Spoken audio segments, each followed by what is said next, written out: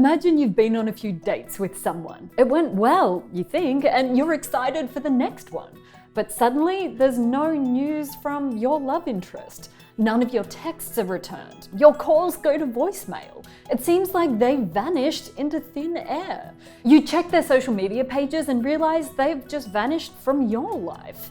They're ghosting you. Why, instead of simply calling it quits, do people give the silent treatment to someone they so recently liked? This is a field guide to bad behaviour. Come along to explore the spooky corners of human nature. Ghosting is the act of simply disappearing from a romantic partner's life by ignoring their calls, texts, and social media messages. You can identify ghosting when you find nothing to explain the sudden disappearance of an acquaintance.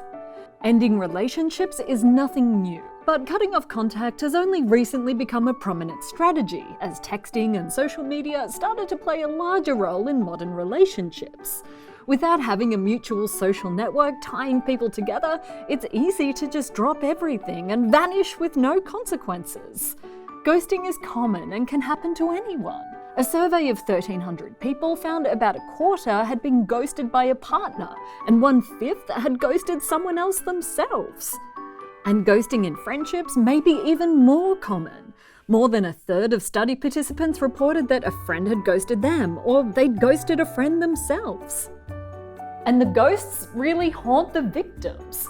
Research has shown that people prefer to be dumped by a direct confrontation and consider ghosting the most hurtful way to end a relationship.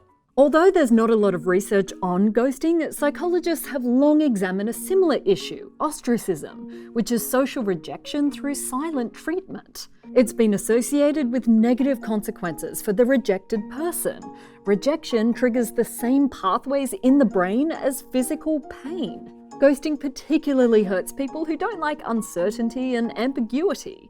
It creates a million questions with no answers. Was it something you said? Something you did? Should you be worried? So if ghosting is so bad, why do people do it?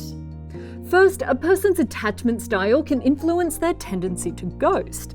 A 2012 study found people who are attachment avoidant are more likely to use less direct breakup strategies.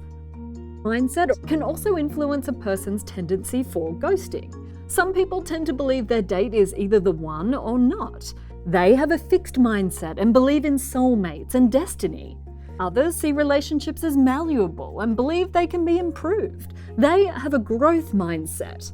In a 2018 study, researchers found that people with stronger destiny beliefs would cut off contact more often. Now, are you ready to do some ghost busting? First, relationship experts suggest if you're tempted to get in touch with your ghost, don't.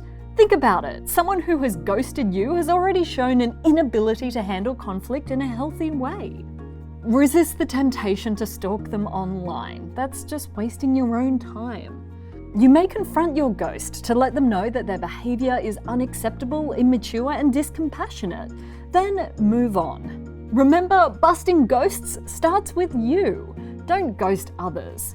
Practice open and direct communication. At least give a friendly explanation before taking off. Some relationships can feel like a winding road. It's okay to slow down every once in a while, just don't let those ghosts steer you off track from healthy and communicative relationships. As always, if you have any more mitigation strategies, questions, or stories, please leave them down in the comments. And subscribe for a new video every Thursday. Almost every Thursday, like every other Thursday.